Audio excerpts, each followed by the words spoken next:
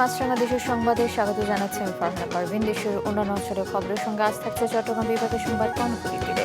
শুরুতে জানিয়ে দিচ্ছি গার্ডিয়ান লাইফ ইন্স্যুরেন্স সংবাদ শিরোনাম। তৃতীয় ধাপে 87 উপজেলায় ভোট শেষে চলছে গণনা। ইভিএম এর ত্রুটি এবং অনিয়মের অভিযোগ। সিলেটে ব্যালট বাক্স ছিনতাইয়ের চেষ্টা, আটক 5। ঘূর্ণিঝড় উপকূলীয় এলাকার অনেক ঘরহারা ঠাঁই নিচ্ছেন বাঁধে। চূড়া ভেসে যায়, রান্না বন্ধ, হাতিয়া নিয়েছেন দ্বীপে করুণ অবস্থা। এবার বিস্তারিত সংবাদ। ষষ্ঠ উপজেলা পরিষদ নির্বাচনের তৃতীয় ধাপের ভোট হলো আজ সকাল 8টা থেকে বিকেল 4টা পর্যন্ত দেশের 87টি উপজেলায় বিরতিহীনভাবে ভোট নেওয়া হয়। এখন চলছে গণনা। এবার 109টি উপজেলায় ভোট হওয়ার কথা থাকলেও ঘূর্ণিঝড়ের কারণে 22টির ভোট স্থগিত রাখা হয়েছে। এ ধাপে মোট 87টি উপজেলায় ভোট গ্রহণ করা হয়। তৃতীয় ধাপের ভোটে 87টি উপজেলায় একজন চেয়ারম্যান, 4 জন ভাইস চেয়ারম্যান এবং 7 জন নারী ভাইস চেয়ারম্যান এরই মধ্যে বিনা প্রতিদ্বন্দ্বিতায় নির্বাচিত হয়েছেন। এই নির্বাচনে চেয়ারম্যান পদে 397 জন, ভাইস চেয়ারম্যান পদে 456 জন এবং নারী ভাইস চেয়ারম্যান পদে 299 জন মিলিয়ে মোট 1196 জন প্রার্থী প্রতিদ্বন্দ্বিতা করছেন। তৃতীয় ধাপে অনুষ্ঠিত হল 87 উপজেলা পরিষদ নির্বাচন। বিচ্ছিন্ন কিছু ঘটনা ছাড়া শান্তিপূর্ণভাবে চলে ভোট। প্রতিনিধিদের পাঠানো তথ্য এবং ছবিতে ডেস্ক রিপোর্ট। বগুড়ায় নমুনা প্রতীকের সাথে ব্যালট পেপারের প্রতীকের মিল না থাকায় সদর উপজেলার ভাইস চেয়ারম্যান পুরুষ প্রার্থীদের নির্বাচন স্থগিত করা হয়েছে। জেলা নির্বাচন কর্মকর্তা মাহমুদ হাসান বিষয়টি নিশ্চিত করেছেন। কনফার্ম হবে, কিন্তু আমরা চিঠি পেলে তখন চিঠি দিয়ে দিই। চিঠি আসে না, কিন্তু কমিশন থেকে আমাদেরকে বলছে যে শুধু পুরুষটাই স্থগিত হবে। অভিযোগ হলো প্রতীকের কাঠি আলা আইসক্রিম লেখা আছে বাংলাতে, কিন্তু পোস্টারে আছে হলো কোন আইসক্রিম ইয়াতে আপনার হলো ব্যালটে। আর রিটার্নিং অফিসার প্রার্থীকে দিছিল হলো আইসক্রিম, কাঠিয়ালা আইসক্রিম। তৃতীয় দফা ভোটে বগুড়ার সদর, শাহজাহানপুর ও শিবগঞ্জে মোট প্রার্থী 47 জন। সবচেয়ে বেশি প্রার্থী প্রতিদ্বন্দ্বিতা করেছেন সদর উপজেলায়।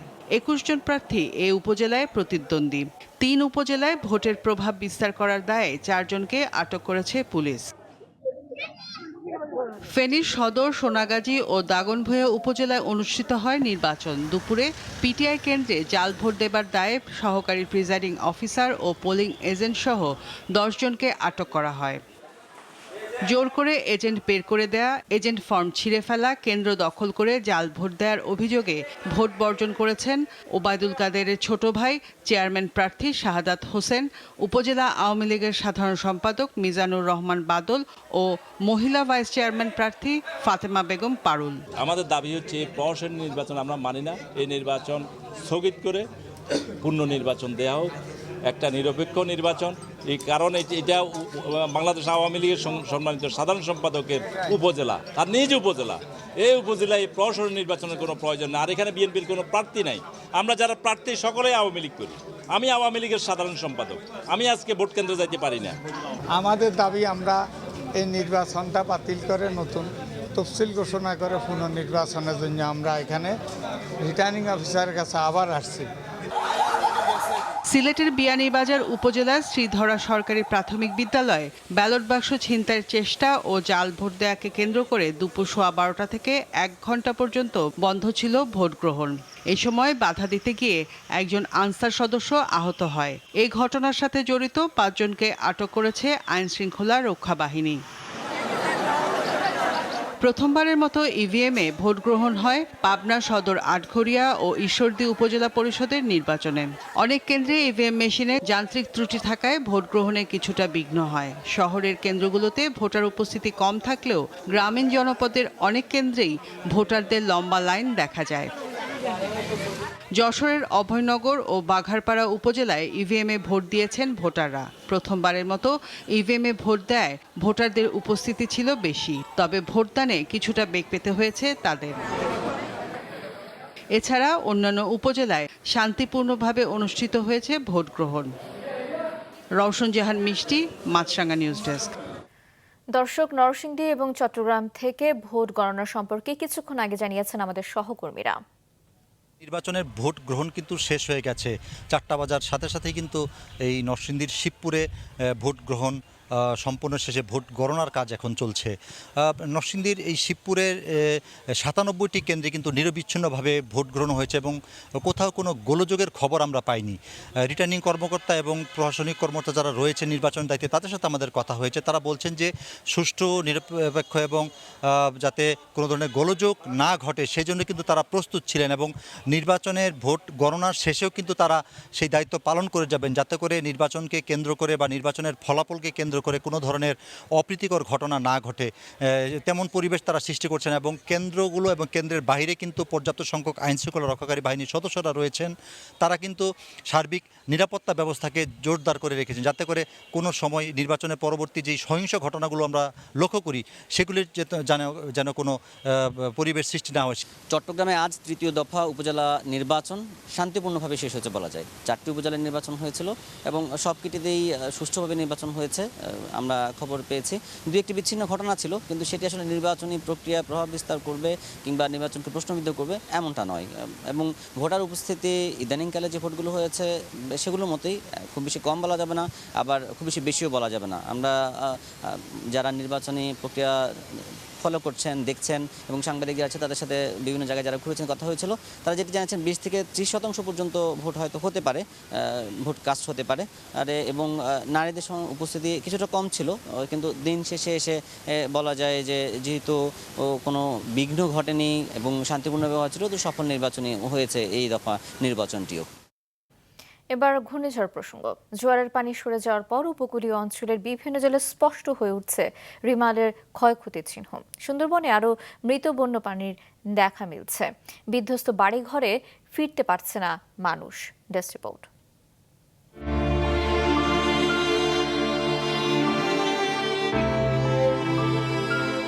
চারদিকে ধ্বংসস্তূপ,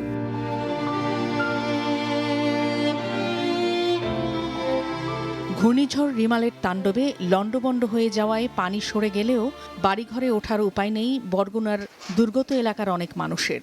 বাধ্য হয়ে তারা ঠাঁই নিচ্ছেন কখনো খোলা আকাশের নিচে, উঁচু বাঁধির উপর, কখনো বা অন্যের বাড়িতে। অর্ধাহার কিংবা অনাহারে দুর্ভোগ চরমে পৌঁছেছে মানুষের। রান্না বাড়া হাতে নাই, চুলো নাই, রাঁধতে পারে না, ওই বাচ্চাকে ওই চিড়ে মিড়ে নিয়ে খাওয়াই। পানি নামে না, ইচ্ছে হালান লাগে।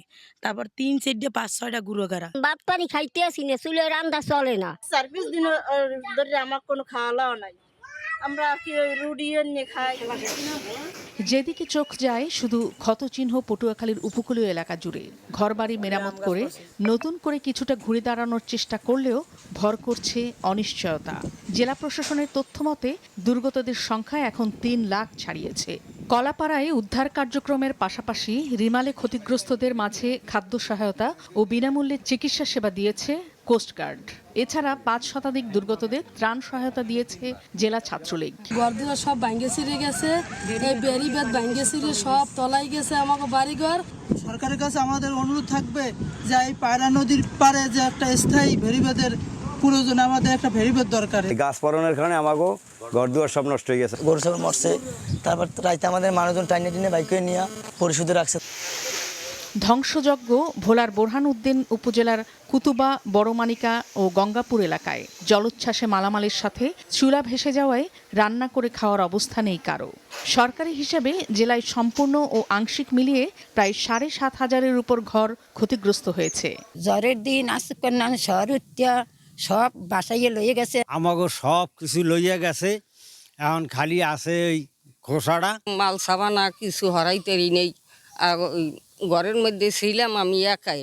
আমার বাচ্চা মেয়ে লইয়া আমরা পাশের বাড়ি যে আসিলাম, ছেলে মেয়ে লইয়া উপাসে আমরা পড়তেছি। চুলা ফাও নাই, কোনো কিছুই নাই, ঘরে কোনো মাল সাবানাও নাই, সব বাসে আছে। আমরা আকাশের নিচে খাড়ান আছি। পুরোপুরি ঘর বিধ্বস্ত হয়েছে, তাদের ব্যাপারে আমরা ইতিমধ্যে প্রতিবেদন প্রেরণ করেছি। তারা যাতে মাননীয় প্রধানমন্ত্রী সরকারি সহায়তা পায় সে ব্যবস্থা আমরা করছি।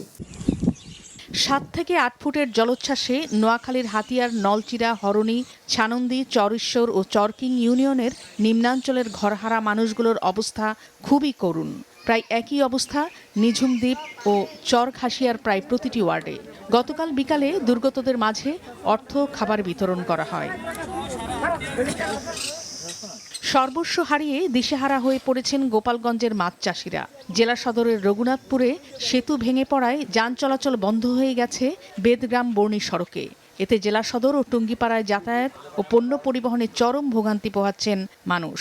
কঠিন ঝুঁকি, বিপদের মুখে তারপরে চলতে হচ্ছে যাওয়া আসা করার জন্য। আসলে এইভাবে চলাচল করা যায় না। ব্রিজটা দুর্ভাগ্য ভাঙ্গে গেছে, ধসে গেছে, আমাদের যাতায়াতে খুব সমস্যা হচ্ছে। ভবিষ্যতে দুর্ঘটনা না ঘটতে পারে, এই জন্য আমরা এই ব্রিজের দুই পাশেই আসলে বিভিন্ন ধরনের ইমপিডিমেন্ট তৈরি করে যান চলাচল বন্ধ রেখেছি। ইনশাল্লাহ আমরা অতি দ্রুত ব্রিজটার মানুষের যেন যোগাযোগের এবং অন্যান্য সামগ্রিক কাজকাম করার জন্য মানুষের চলাচলের উপযোগী করে দেওয়ার জন্য আমরা অতি দ্রুত একটা প্রয়োজনীয় ব্যবস্থা নেব।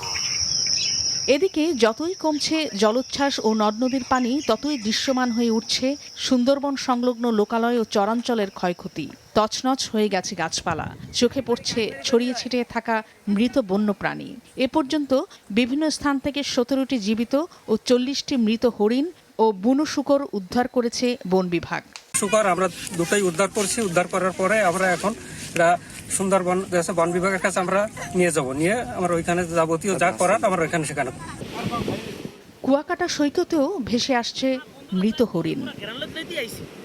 নাদিয়া আফরিন, মাছরাঙা নিউজ ডেস্ক। ঘূর্ণিঝড় রিমালের ক্ষয়ক্ষতি পরিদর্শনে আগামীকাল পটুয়াখালীর কলাপাড়ায় যাচ্ছেন প্রধানমন্ত্রী শেখ হাসিনা।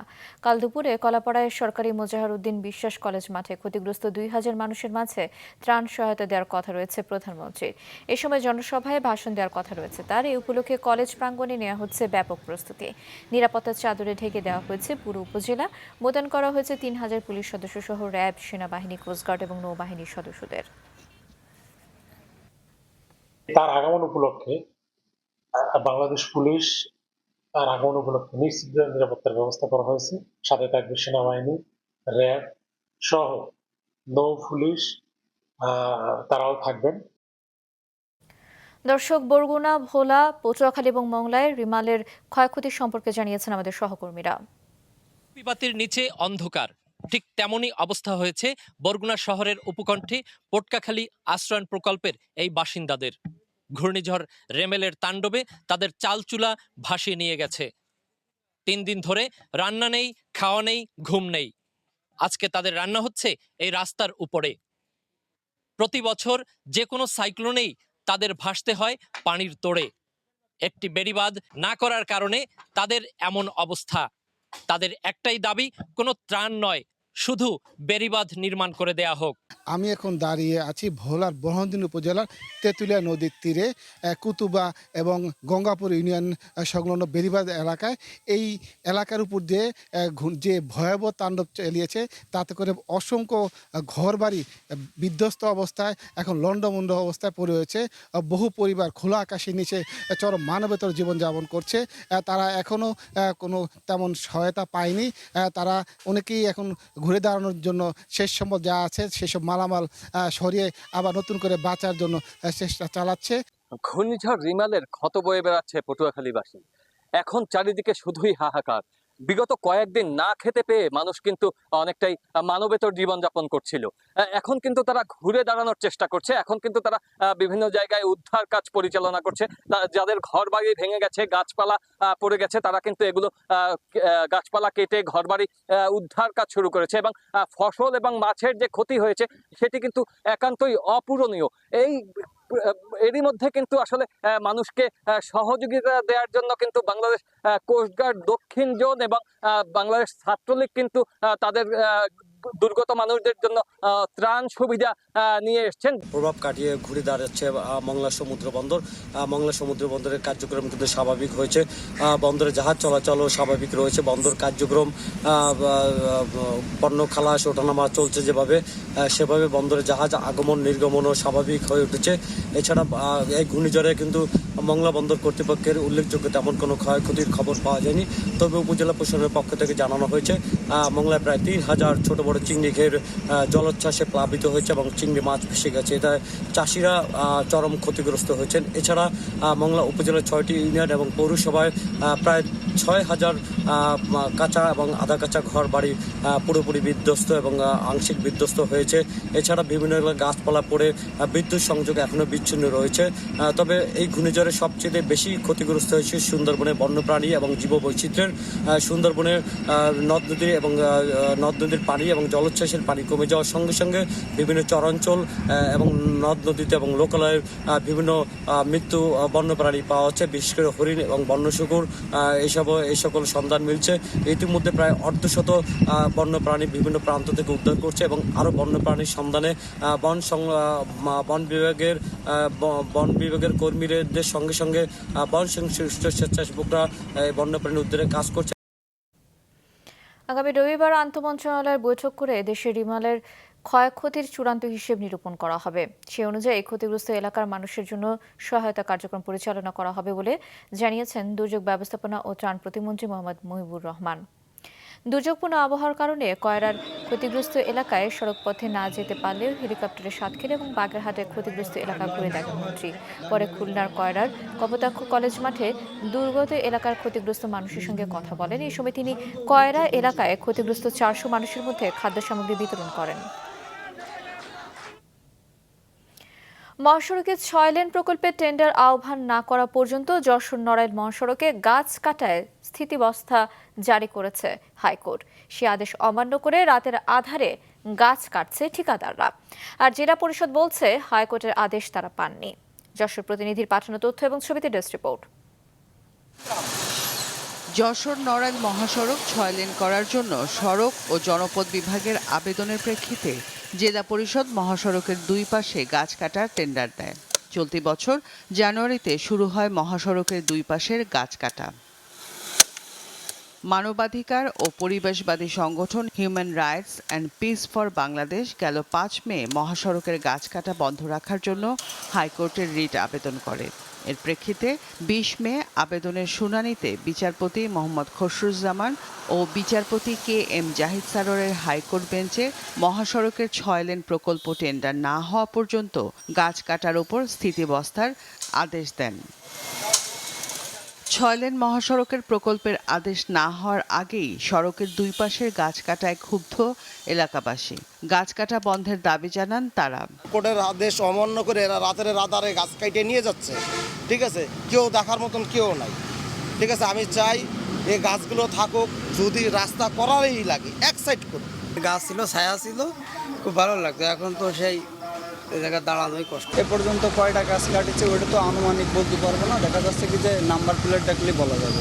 ঠিকাদার শামীম আক্তার জানান আদেশের কোনো চিঠি তিনি পাননি। একই কথা জানান জেলা পরিষদের চেয়ারম্যান সাইফুজ্জামান পিকুল। হাইকোর্টের আদেশ না পাওয়া পর্যন্ত কোনো ব্যবস্থা নিতে পারছেন না বলে জানান তিনি। মহামান্য হাইকোর্ট কি আদেশ দিয়েছে আসলে এগুলো আপনাদের মুখ থেকে যেমন শুনছি, সাধারণ জনগণের অনেকের মুখে শুনছি, কিন্তু আসলে এ ধরনের অফিসিয়াল কোনো আদেশ আমরা পাই না।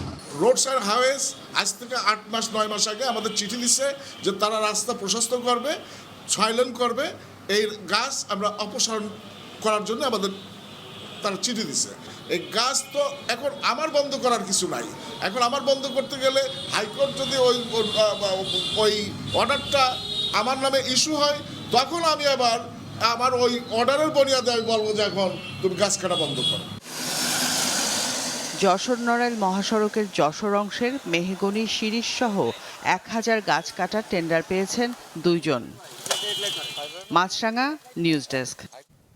ঝিনাইদহের সংসদ সদস্য আনোয়ারুল আজিম আনার হত্যা ঘটনায় আটক শিমুল ভূঁইয়ার সহযোগী এবং পূর্ব বাংলা কমিউনিস্ট পার্টির নেতা সাইফুল আলম মোল্লাকে গ্রেফতার করেছে গোয়েন্দা পুলিশ। গতরাতে যশোর শহরতলির চাচড়া বাবলাতলা এলাকার একটি মাছের ঘের থেকে তাকে আটক করা হয়। তিনি সাইফুল মেম্বার নামেও পরিচিত। তার কাছ থেকে বোমা তৈরির 960 গ্রাম বিস্ফোরক এবং ভারতীয় ফোন কোম্পানির একটি সিম কার্ড জব্দ করা হয় বলে জানিয়েছে ডিবি। আটক সাইফুলের বিরুদ্ধে একাধিক হত্যা এবং অস্ত্রসহ নানা অপরাধের মামলা রয়েছে বলে জানিয়েছে ডিবি পুলিশ। এদিকে ভিসা পেলে আজ বা কাল সকালে কলকাতায় যাবেন এমপি আনার কন্যা ডরিন। সকালে কালীগঞ্জে এমপির বাসভবনের সামনে সাংবাদিকদের সঙ্গে পিতা হত্যাকাণ্ড বিষয়ে মতবিনিময়কালে কথা জানান তিনি। এবার চট্টগ্রাম বিভাগের সংবাদ কর্ণফুলীর তীরে।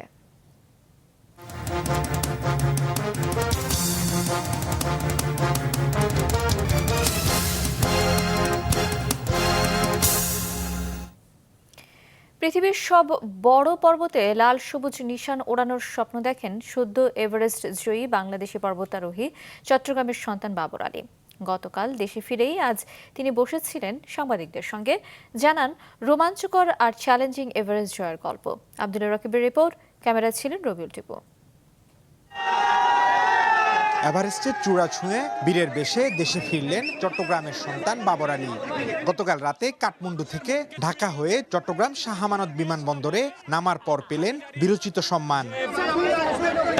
নিজ শহরে বাবর ফিরে এসে তাই খুলে বসলেন এভারেস্ট জয়ের গল্পের ঝাঁপি। দুপুরে সাংবাদিকদের সাথে আলাপচারিতায় জানালেন দুঃসাহসিক সেই অভিযানের কথা।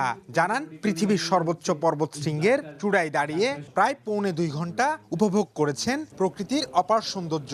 ছিল ভয়ঙ্কর অভিজ্ঞতাও। যে এভারেস্ট থেকে নামার সময় আমি তুষার জড়ে পড়েছিলাম, যেটা প্রায় 2.5 ঘন্টা ছিল। একটা জায়গায় বসেছিলাম, একটা এক্সপোজড রিচ বা গিরিশিরাই, তো এমন একটা জায়গায় যেখানে কোথাও কোনো আড়াল নেই আর কি। তো ওই জায়গায় টানা যে বাতাস এবং তুষারের ঝাপটা, এইটা আমাকে মানে পুরো অভিযানে আমাকে ভয় পাইয়েছে বা চ্যালেঞ্জের মুখে ফেলেছে আসলে এইটাই। এভারেস্ট জয়ের পাশাপাশি প্রথম বাংলাদেশি হিসেবে 8000 মিটারের লোৎসে পর্বত জয় করেন বাবর। জানান এই পর্বত আরোহণ ছিল আরো বেশি উপভোগ্য।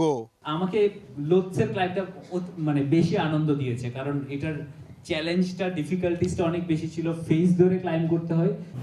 এভারেস্ট জয়ের চেয়েও অভিযানের অর্থ জোগাড় করাকে বড় চ্যালেঞ্জ বলে মনে করেন এই পর্বতারোহী। এভারেস্টের চেয়ে বড় বাধা হচ্ছে এভারেস্ট যাওয়ার জন্য অর্থ জোগাড় করার যে চ্যালেঞ্জ, সেটা আরো বড় পাহাড় আমার পার্সোনালি আমার কাছে আর কি মনে হয়েছে। কারণ আমি স্পন্সর পেয়েছি, এরপরও ক্রাউড ফান্ডিং করেছি, স্টিল আমার অনেক অলমোস্ট 15-16 লাখ টাকা লোনও করতে হয়েছে। তরুণদের পর্বত আরোহণে উৎসাহ দিতে পেশায় চিকিৎসক ও নেশায় পর্বতারোহী বাবর আগামীতে কাজ করে যেতে চান। আব্দুল্লাহ রাকিব, মাছরাঙ্গা সংবাদ, চট্টগ্রাম। মাছরাঙ্গা দেশের সংবাদ শেষ করার আগে গার্ডিয়ান লাইফ ইন্স্যুরেন্স সংবাদ শিরোনামগুলো আরও একবার। তৃতীয় ধাপের 87 উপজেলায় ভোট শেষে চলছে গণনা। ইভিএম এর ত্রুটি ও অনিয়মের অভিযোগ। সিলেটে ব্যালট বাক্স ছিনতাইয়ের চেষ্টা, আটক 5। ঘূর্ণিঝড়ে উপকূলীয় এলাকার অনেকে ঘর হারা, ঠাঁই নিচ্ছেন বাঁধে। চুলা ভেসে যাওয়ায় রান্না বন্ধ। হাতিয়া নিঝুম দ্বীপে করুণ অবস্থা।